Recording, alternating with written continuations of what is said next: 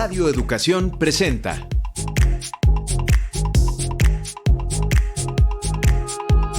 Datos y hechos, información y análisis confiables.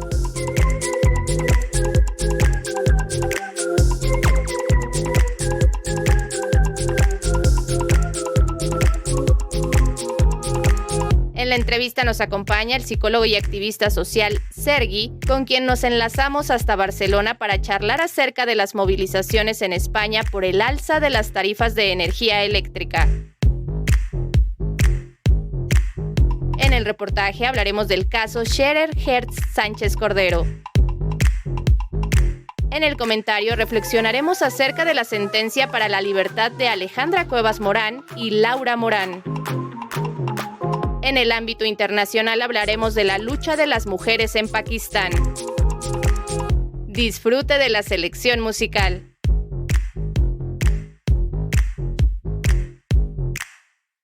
Es un gusto saludarle a nombre de todo el equipo de producción. Mi nombre es Alma Lilia Martínez y le invito a que nos acompañe los próximos minutos.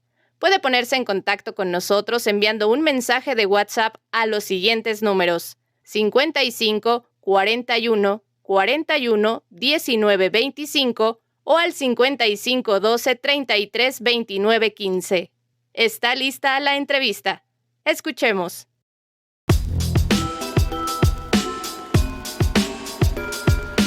Diálogo semanal.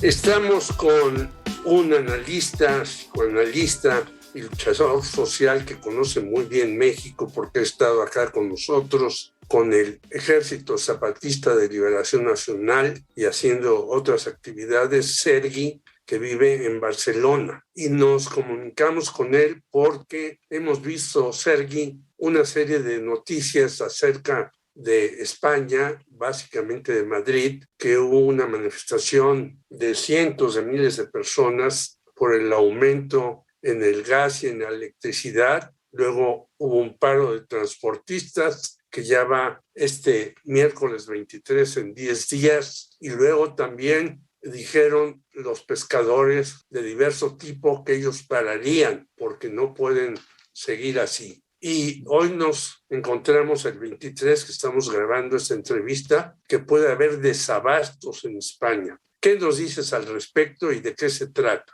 Bueno, todo empezó con la subida de la electricidad de hace unos meses y que la persona de su casa empezó a incrementar el doble de lo que pagaba de su factura, llegando actualmente a poder pagar tranquilamente 70 o 80 euros al mes de una factura de una familia estándar de 2, 3, de 4 personas y más, y el gas igual. Todo tiene que ver con Endesa, tiene que ver que en este país pues los expresidentes en su mayoría salen a trabajar, al salir del gobierno van a trabajar con las empresas eléctricas. Al igual que, por ejemplo, en otra parte de Europa pasan con las farmacéuticas, de ahí cuando el COVID, por ejemplo, en Francia, Alemania, porque muchos van para allá, aquí se van a las eléctricas y al gas de tradición histórica, si entendemos como tradición histórica, el inicio de la democracia, entre comillas, después de la muerte de Franco, claro. Que viene en esa época. Y entonces también se sumó la subida de la gasolina, que esa se ha incrementado también muy rápido, aún más rápido que la luz. En menos de una semana se llegó a pagar de 1,2 € el litro a pagar casi 2 euros. Bajó un poquito, pero ahora se mantiene 1,8 € un litro, que también viene a ser lo mismo. ¿Alguna pregunta? ¿Por qué este aumento? Dices Endesa, pero también están metidas ahí Iberdrola y todas estas empresas que estuvieron en México y que ahora tienen problemas por esta reforma que quiere hacer López Obrador. Pero ¿por qué esa manga ancha, como le decimos en México, o esa posibilidad que las empresas aumenten sin cesar los precios de sus productos? Sabíamos que los españoles tenían que lavar en la noche su ropa porque en la mañana era carísimo. ¿A qué se debe esa circunstancia, estando un gobierno aparentemente socialista, el de Pedro Sánchez. Bueno, si socialista lo podemos analizar, que entendemos como socialista, pero no vamos a entrar ahí. Sí, yo creo que es el ejemplo del capitalismo, en esencia al final ejemplo del capitalismo. Cuando el gas, cuando los recursos básicos, entendiendo la energía en este caso, quien lo controla son medios privados, el gobierno solo puede sentarse a intentar negociar y entre comillas, es cuando además no están los propios amigos por ahí, ¿no? Bueno, o sea, no tiene un control el gobierno real, ha tenido que empezar a negociar, pero el precio está a libre mercado, entonces Sí. oferta y demanda, y como está más caro y se incrementa con todo este tema de la guerra, etcétera, pues sube y el Estado no puede hacer nada porque no está en sus manos. De salvando distancia, lo que aquí ya pasó en 2008 cuando se dieron miles de millones a los bancos sin ningún condicionante y los bancos ni lo han devuelto ni hicieron medidas así que apoyaran. Tenemos un caso en México, también el Fobaproa, con el señor Ernesto Zedillo, que ahora dice que los gobiernos populistas son malísimos porque no controlan las cosas, siendo que él vendió los ferrocarriles y luego se hizo socio de una empresa ferrocarrilera en Estados Unidos y él nos endeudó en el Fobaproa bancario y debemos 1 billón de pesos y hemos pagado otro billón. No quiere decir que hasta dentro de 30 años, si acaso, pagaremos esa deuda. Eso mismo ocurre en España con gobiernos del Partido Popular o con gobiernos socialistas, mi querido Sergi. ¿En referencia a los bancos o en referencia al gas? No entendí. A todo esto del libre mercado y el capitalismo. Pues más que nada que si había algo nacional, dejó de ser nacional, excepto la red de transporte de trenes, poco más. O sea, el Telefónica se volvió privada, desde hace años, y etcétera. Igual que, bueno, aquí el petróleo obviamente no es nacional, es una empresa privada, aunque cuando quieren se ponen la etiqueta de España, ¿no? Cuando hubo hace años con Argentina que quitó a Repsol, los titulares eran recordando que en España la mayoría de los medios de comunicación mayoritarios podríamos decir que tiene una tendencia de derecha. Decían que le quitaban a España, que echaban a España. No, España no está echando Repsol y Repsol a España a los 4 arriba, porque la gente de abajo no, y lo convirtieron en un sentido patriótico, ¿no?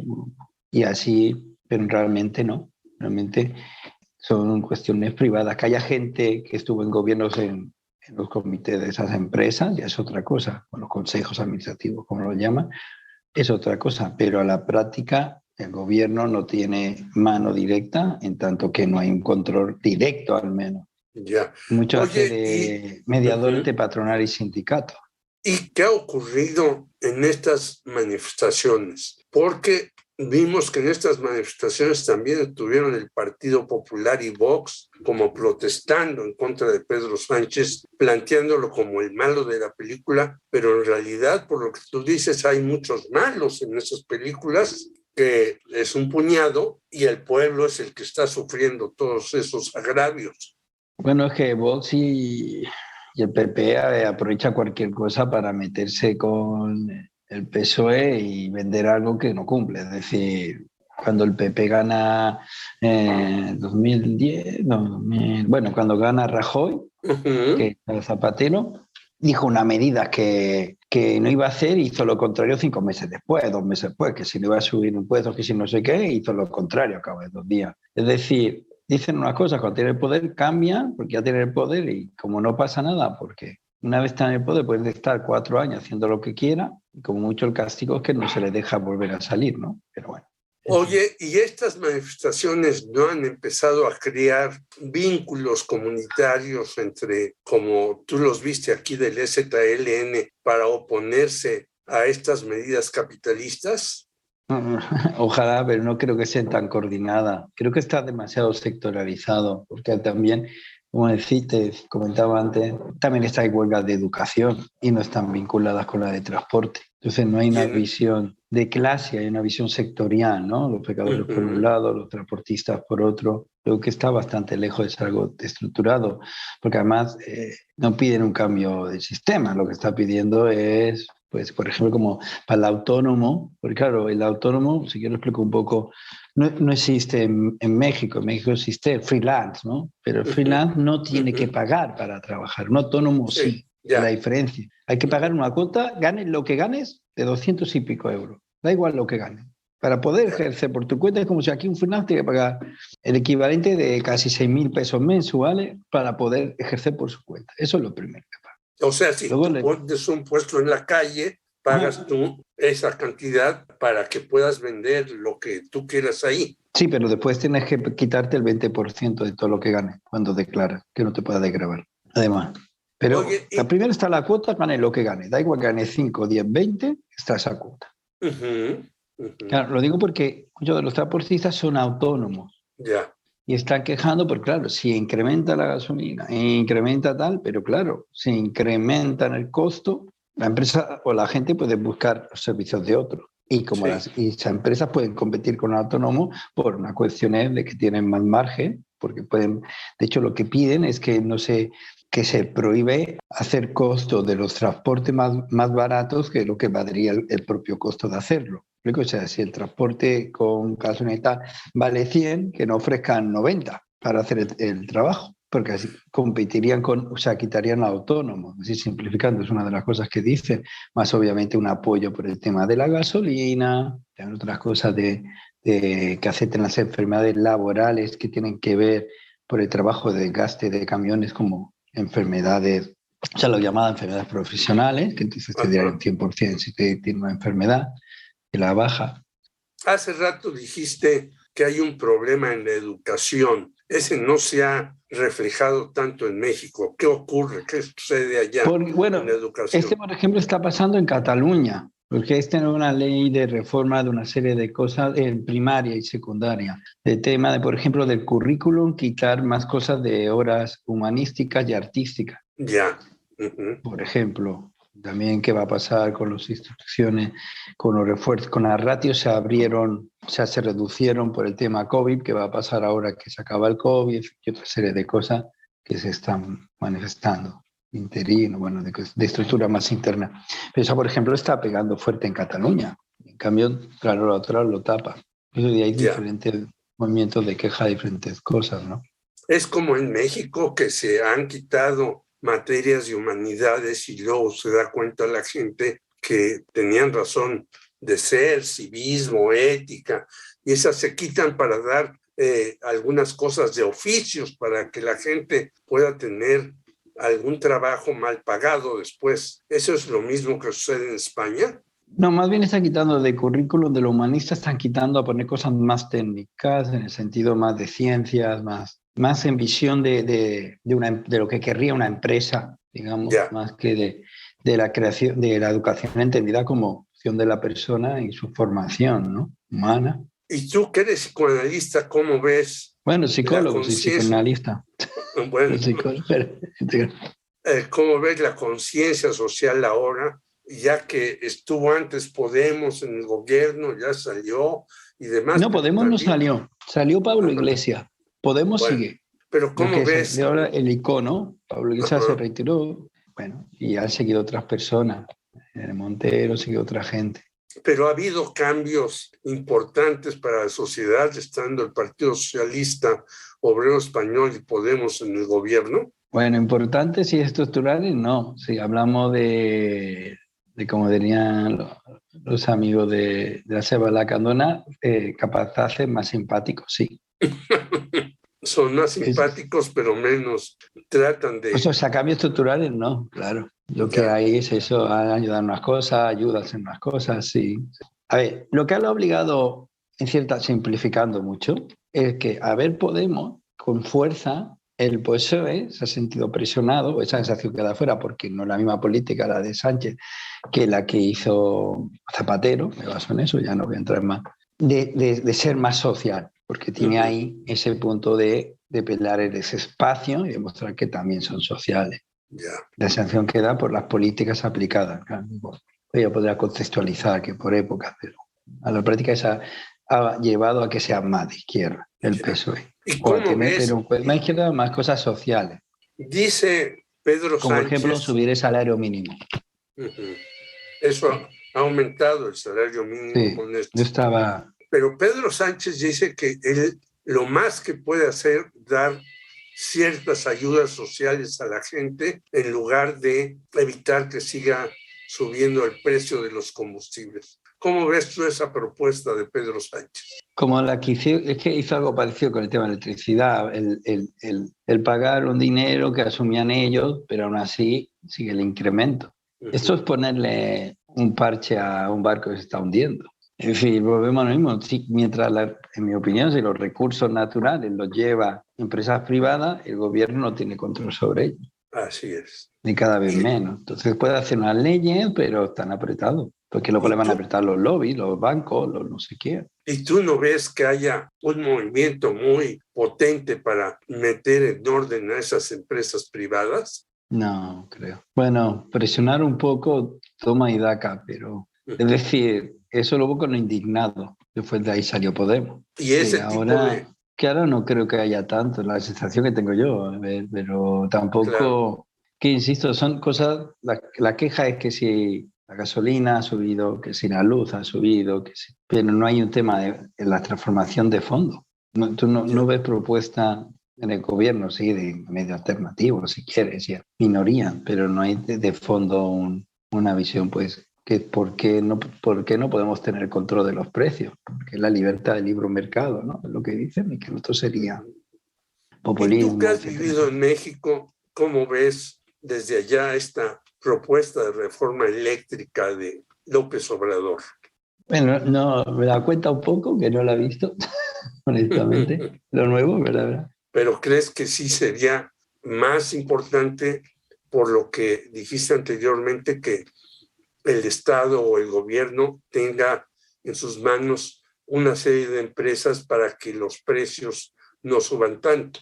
Bueno, pero yo creo en México el hecho de que estuviera Pemex, otra vez el poder de los carburos como anteriormente, ¿no?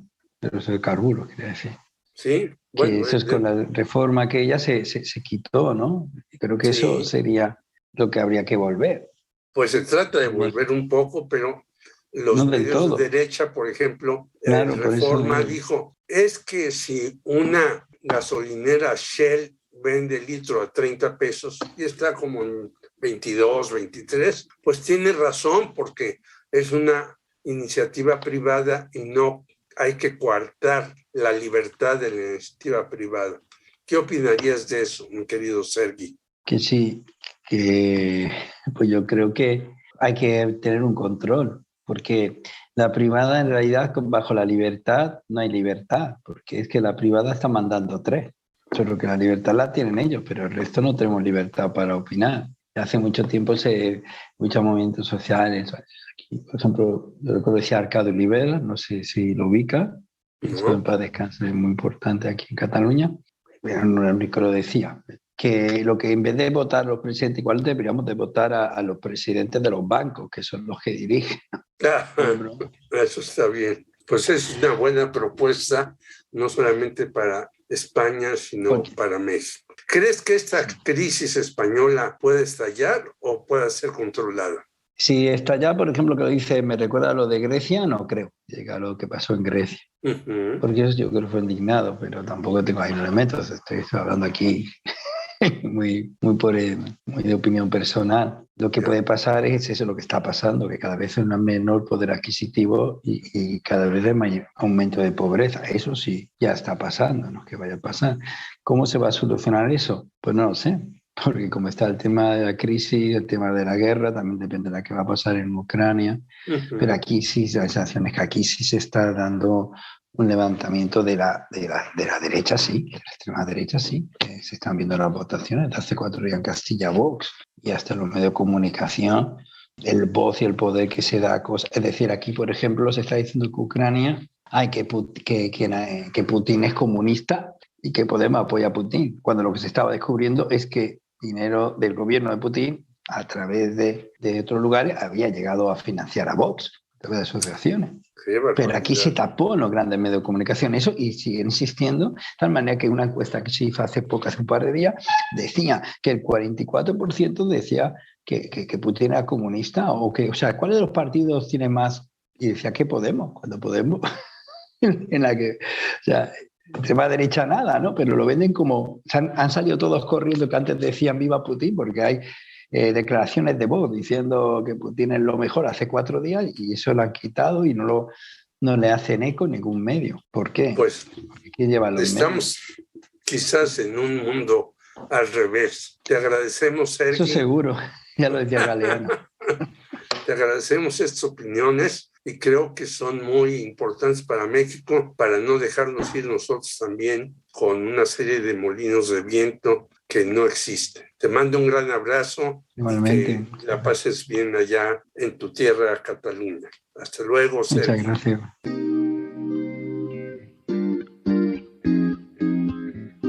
Tibiriba, tibiriba. Buena vibra. Buena vibra. Buena vibra. Buena vibra. Ok, siente como la energía se activa. Profetas transmitiendo vibración positiva. A pesar del drama y los problemas en el mundo, siempre hay un latido que crece en lo profundo, profundo. Cuando tanta guerra pesa, la esencia natural se manifiesta. Y ahí está la conexión, lo que ha convertido pensamiento en acción. Sé que lo sientes, algo indescriptible flota en el ambiente. Sabes que ya es suficiente de sufrir lo mismo y buscas algo diferente. Jamás es coincidencia la opinión de tanta gente. Sigue la luz que hay en tu interior. Solo lo esencial se libera. Buena vibra comenzó y todo lo cambió. Vino con los profetas. Deja lo que está ahí, estilo para la calle, para la noche que espera. Buena vibra comenzó y todo lo cambió. Vino con los profetas. Deja lo que está ahí, estilo para la calle, para la noche que espera.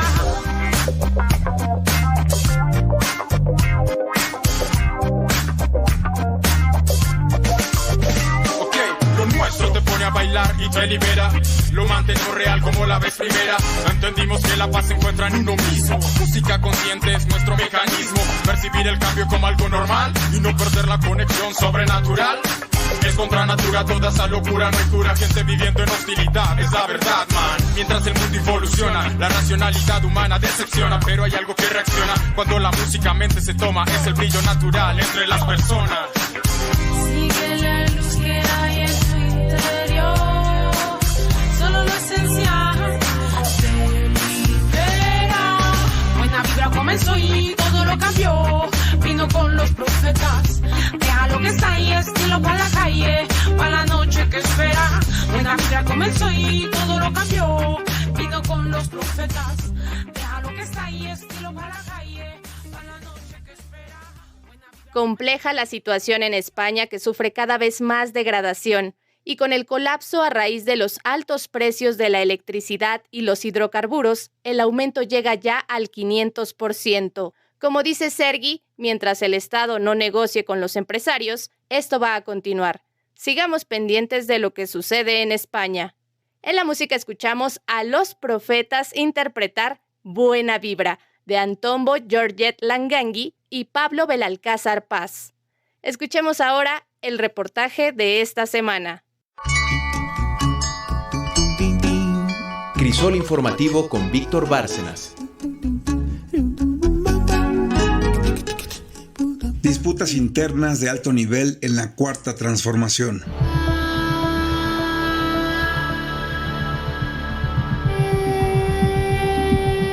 La confrontación interna entre altos funcionarios de la Cuarta Transformación se agudiza día con día al grado de convertirse en el futuro cercano ya en una de las crisis más importantes de la actual administración federal en sus altas esferas de poder. La confrontación de las élites de la 4T, que involucra al fiscal general de la República, Alejandro Gertz Manero, la exsecretaria de Gobernación, Olga Sánchez Cordero, y el ex consejero jurídico de la presidencia, Julio Scherer García, sube de tono con acusaciones mutuas de abuso de poder, uso personalizado del Poder Judicial y la conveniencia de emplear tráfico de influencias en casos emblemáticos de impartición de justicia. El ex consejero jurídico de la presidencia desató una bomba con la publicación en la revista Proceso de un escrito donde acusa a Alejandro Gertz Manero y Olga Sánchez Cordero de impulsar una estrategia de golpeteo legal en su contra y lo señaló de cometer presuntos delitos de uso indebido de servicio público, abuso de poder, tráfico de influencias y omisión de responsabilidades. En su escrito, Julio Scherer acusó una trama perversa en su contra, motivada por venganzas personales. Denuncia un puñado de casos judiciales en los que estarían intentando involucrarle, al tiempo que acusa un cerco judicial con la denuncia de la Fiscalía contra un despacho de abogados cercano a él por extorsión, tráfico de influencias y lavado de dinero.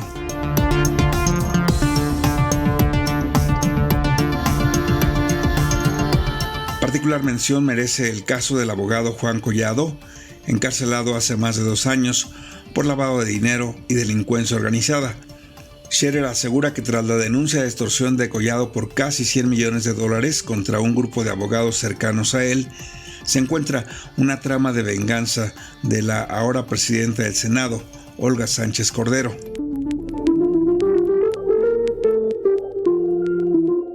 En relación al fiscal Gertz Manero, en su carta, Julio Scherer advierte que la enemistad entre ambos se agudizó por un reportaje de Proceso que cuestionaba el origen de las propiedades patrimoniales del fiscal. También cuando se negó a involucrarse en impedir que la familia política del fiscal obtuviera un amparo, particularmente su cuñada y su sobrina política, a quien Gertz Manero responsabiliza por la muerte de su hermano Federico. En su denuncia pública en contra de Alejandro Gertz Manero y Olga Sánchez Cordero, el ex consejero jurídico de la presidencia advierte no estar dispuesto a sobrellevar la marca del infundio por una persona obsesionada y un hombre degradado, cuyos testimonios de sus abusos se suman con las horas. Finalmente, en su carta, Julio Scherer señala que el país no podrá cambiar del todo, mientras la justicia sea rehén de hombres como Gertz Manero, ya que su fiscalía no tiene contrapesos constitucionales y hoy es un peligro.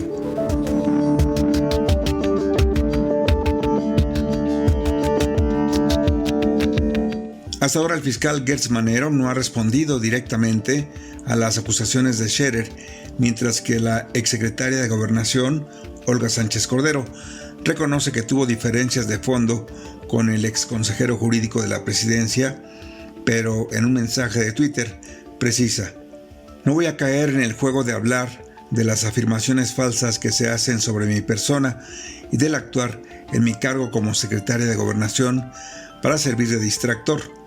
Dejemos que los órganos de impartición y procuración de justicia hablen. Cuestionado sobre esta crisis de personajes con tanto peso en la primera etapa de su gobierno, hoy confrontados en fuertes acusaciones, el presidente Andrés Manuel López Obrador no quiso involucrarse en profundizar en el asunto y definió que, sin escandalizarse por el desencuentro, sean los tribunales quienes definan una solución a esta confrontación legal y política. Pues eso tiene que ver con tribunales, ¿no? Con Ministerio Público, con juzgados, y nosotros no vamos a meternos en esas diferencias, no queremos participar en eso. Nosotros estamos dedicados de tiempo y alma a la transformación de México. Tampoco podemos nosotros evitar de que haya diferencias, que haya distintos puntos de vista, que haya confrontación política y que además haya escándalos y sensacionalismo en los medios. No, además la vida es así, la condición humana. No debemos de sorprendernos de todo eso.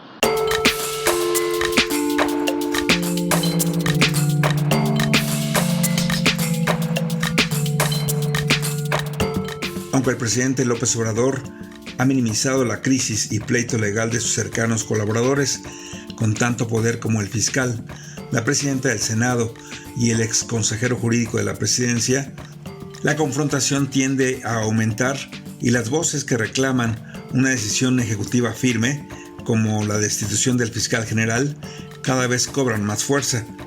Seguiremos pendientes de la evolución de esta inédita confrontación que deja con muy mal sabor de boca a la unidad de la Cuarta Transformación.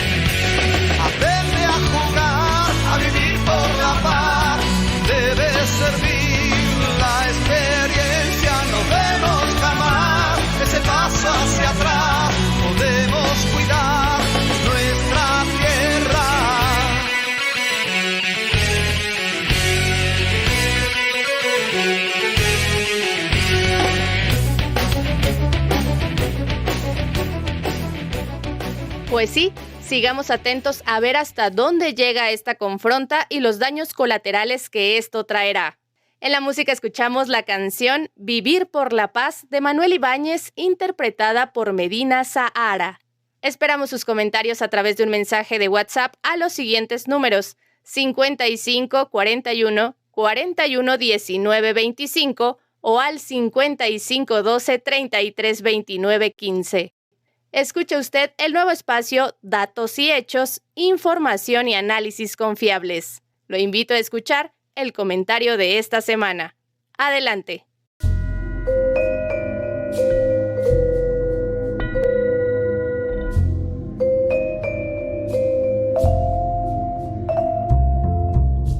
Escuche usted Reflexión con Jorge Meléndez Preciado.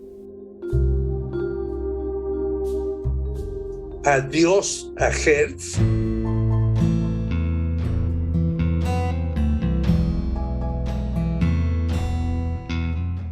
Laura Morán Servín tenía 87 años, hoy registra 94, cuando falleció Federico Hertz Manero, de 82 otoños. Eso ocurrió en septiembre de 2015, hace 7 años. Desde el momento del deceso del mencionado señor, su hermano Alejandro buscó encarcelar a su cuñada y a la hija de ella, Alejandra Cuevas Morán. No lo pudo lograr el exsecretario de Seguridad Pública en el periodo de 2000 a 2004, hasta que llegó a la Fiscalía General de la República, cargo que no esperaba, ya que estaba destinado para el honorable Bernardo Batis, pero este declinó por no sentirse con los arrestos físicos para ese trascendental y vital puesto. Ya posicionado, Alejandro hizo que encarcelaran a Alejandra en octubre de 2020 por homicidio doloso en Santa Marta, Catitla, y que le importaran a su madre Laura Morán auto de formal prisión domiciliaria. Son 7 años de persecución contra 2 mujeres por un individuo que tiene a la ley en su mano, ya que le dijo a Julio Scherer Ibarra: es mejor tener un amigo fiscal que un enemigo, algo que pasará a la historia de la personalización de la ley en lugar de la imparcialidad.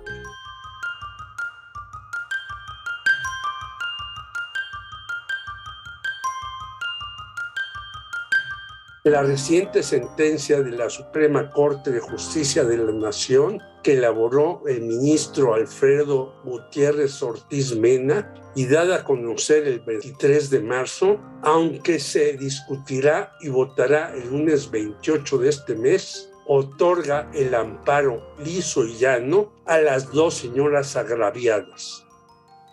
Hay 6 votos a favor, ya que desde la posición del también ministro Alberto Pérez Dañán tenían esas posiciones el sexteto de abogados, pero algunos señalan que será por unanimidad, o sea que los 11 juristas que componen el máximo tribunal estarán por otorgarle la libertad a Alejandra y Laura. 2 cuestiones entre las muchas que están mal en esta sentencia es que se impusieron los absurdos criterios de género acerca que una mujer debe estar a cargo de la salud y vida de un individuo, en el caso de Laura, y que se inventó el delito de garante de la salud para Alejandra. Además, la jueza que dictó sentencia en el Tribunal Superior de Justicia de la Ciudad de México no tomó en cuenta los documentos de la defensa e incurrieron en múltiples errores, al decir de abogados especialistas en estos casos.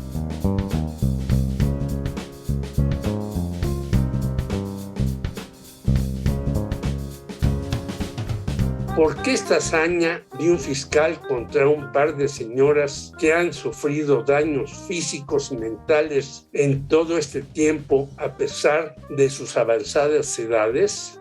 Hay múltiples explicaciones, desde bienes que tenía Federico y quiere recuperar a Alejandro, hasta cuentas en paraísos fiscales que manejaba el primero a favor del segundo.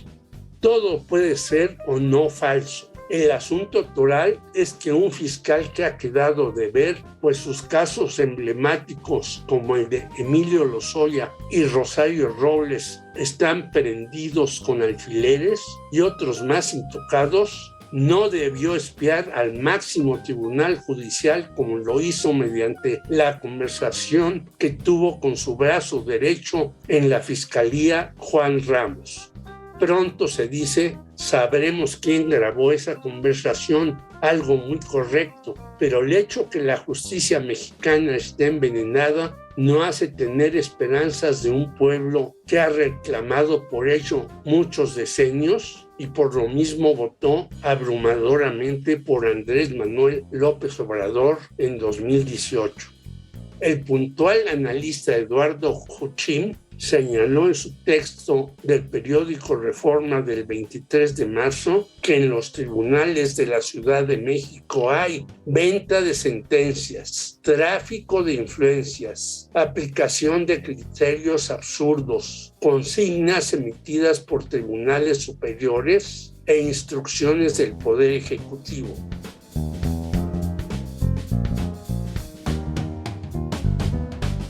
Todo muy grave, amén, que señala la procuradora capitalina Ernestina Godoy participó para que llegaran a esa terrible situación Alejandra Cuevas y Laura Morán. ¿Qué dirá ahora el vocero de Ernestina, Ulises Lara? Posición destacable de la Suprema Corte y muchos personajes en entredicho, principalmente un fiscal a quien se le acumulan los negativos en muchos terrenos. ¿Hasta cuándo?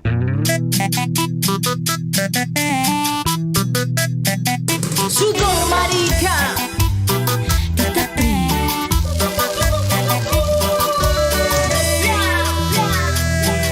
Por negra, por pobre, por puta y mujer, por ser amenaza para esta teocracia. Toda esta miseria no puede durar si late el deseo de vivir en paz.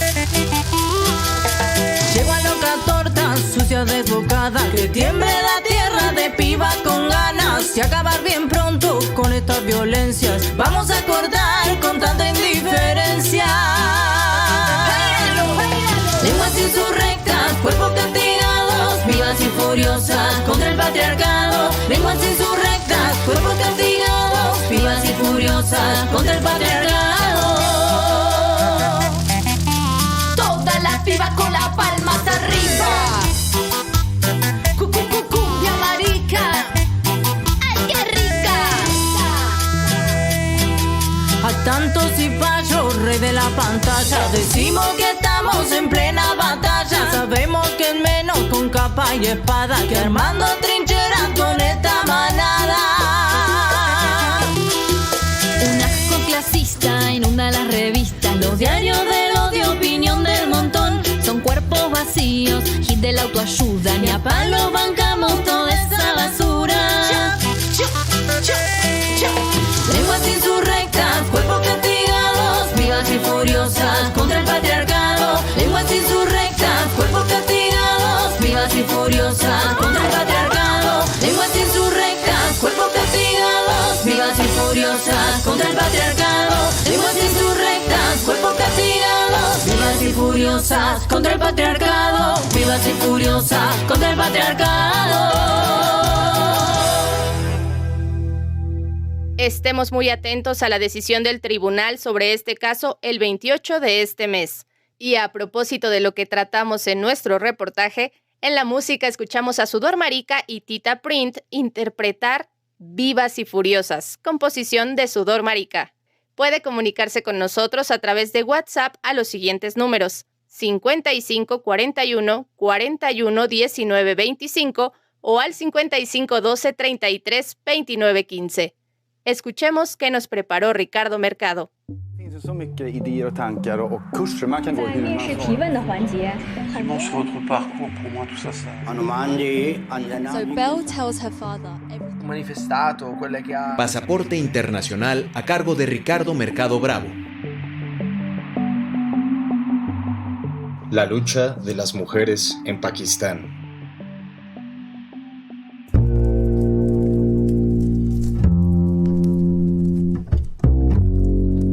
Este viernes, en el que esperamos que la alerta sísmica no nos interrumpa de nuevo, viajamos hasta el sur de Asia. Las pésimas condiciones de las mujeres en Pakistán, el segundo país más grande en practicar el Islam en el mundo, salieron a la luz gracias al atentado contra Malala Yousafzai en octubre de 2012. Malala, que en ese entonces contaba con apenas 15 años de edad, había escrito artículos para la BBC y había sido sujeta de un documental del New York Times, lo que la llevó a ser un símbolo en su país por denunciar la falta de oportunidades a las que eran sometidas las mujeres y niñas en Pakistán. Los talibanes, quienes solían controlar el Swat, región de donde es oriunda, mandaron un tirador a terminar con ella. El ataque, por fortuna y por poco, falló. Con ello, Malala, por la tensión mediática internacional generada en torno a su caso, terminó convirtiéndose en la ganadora del Premio Nobel de la Paz más joven en 2014.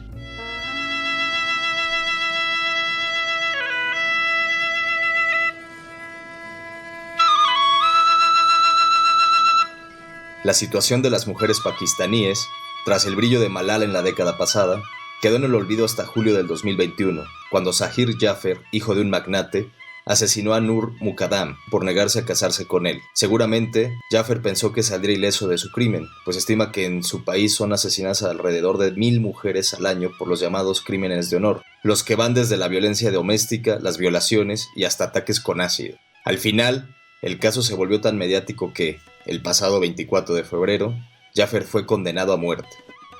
Suerte fue con la que corrió Bassem Assem, otro perpetrador de un crimen de honor, quien, bajo las leyes islámicas, fue perdonado por haber asesinado a su hermana en 2016.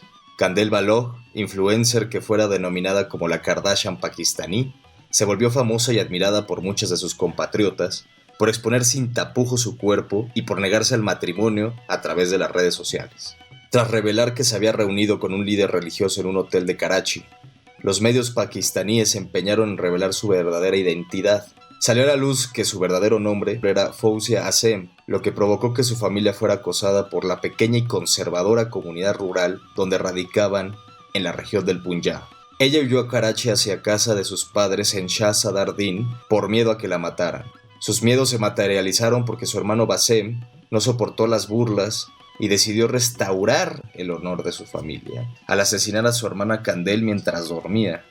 Bassem Azem ahora está libre como si nada hubiera ocurrido.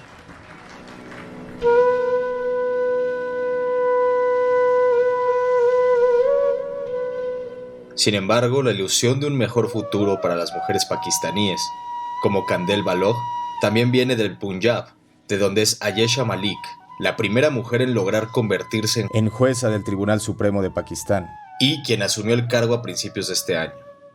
Pero más allá de los individuos, está la gran marcha que las mujeres pakistaníes, que al igual que las occidentales, han comenzado a hacer cada 8 de marzo desde el 2018.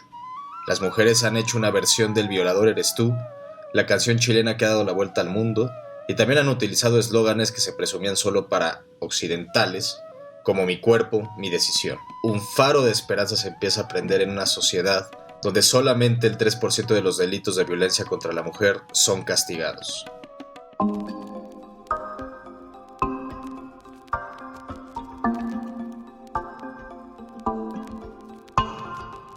Este último viernes de marzo recomiendo un gran libro de una gran historiadora, Las 5 mujeres de Hallie Rubenhold.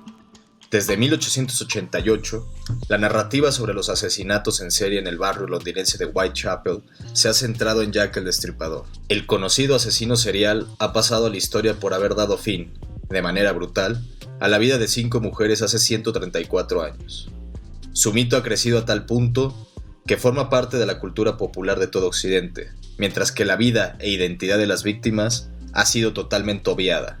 Se menciona que eran prostitutas, como si fuera lo único que habría que saber.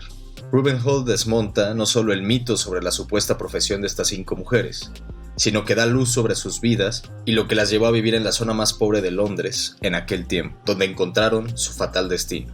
Un libro maravilloso, cuyos sus múltiples galardones confirman que es uno de los mejores textos sobre historia que se ha publicado en los últimos años. Gracias por su atención, queridos radioescuchas. Nos encontramos la próxima semana.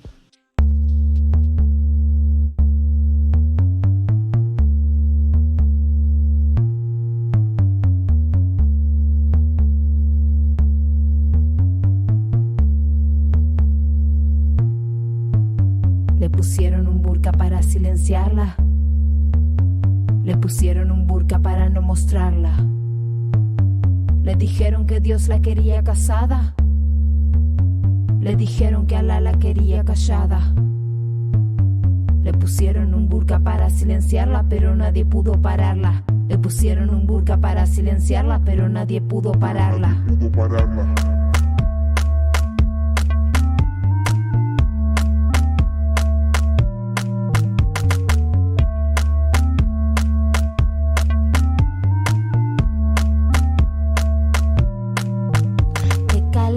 Qué calor que tengo en mi interior. Pensaron que callarme iba a ser mucho mejor, pero no, no saben qué pasó. Me tuvieron encerrada y todo esto se concentró. Qué bajón, no saben cómo estoy. Quisieron anularme, pero nadie lo logró. Qué garrón al montón, se les salió el tapón. Soy la bomba preparada para volar tu corazón.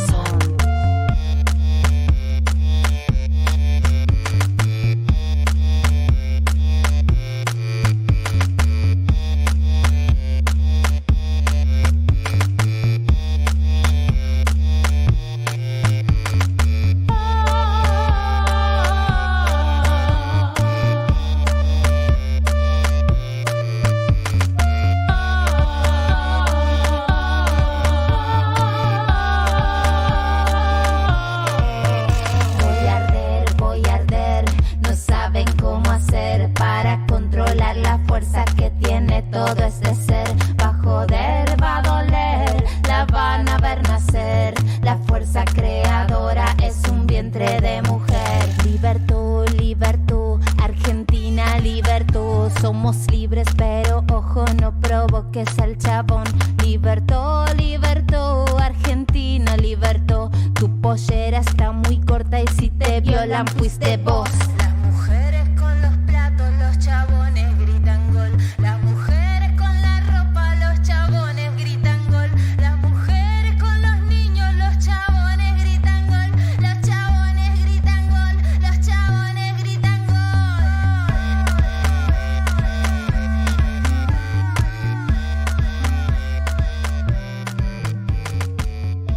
Así la situación de las mujeres en Pakistán y en todo el mundo. El patriarcado lo vamos a tirar. No funciona y se han dado muchas muestras de que es así. En la música escuchamos a Dat García interpretar Burka, que forma parte de su nuevo álbum llamado Las Fuerzas Armadas. Llegamos al final de Datos y Hechos, información y análisis confiables. Que tenga muy buena tarde. Se despide Alma Lilia Martínez a nombre de todo el equipo de producción. Muchas gracias por su escucha y lo esperamos la próxima semana a la misma hora. Disfrute del fin de semana.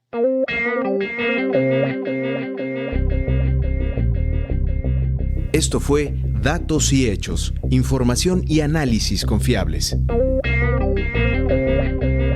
Participamos en este programa Jorge Meléndez Preciado, Víctor Bárcenas, Alma Lilia Martínez, Ricardo Mercado Bravo, Luis Felipe Oropesa, Sergio Bonilla, Heréndira Salazar y Laura Elena Padrón.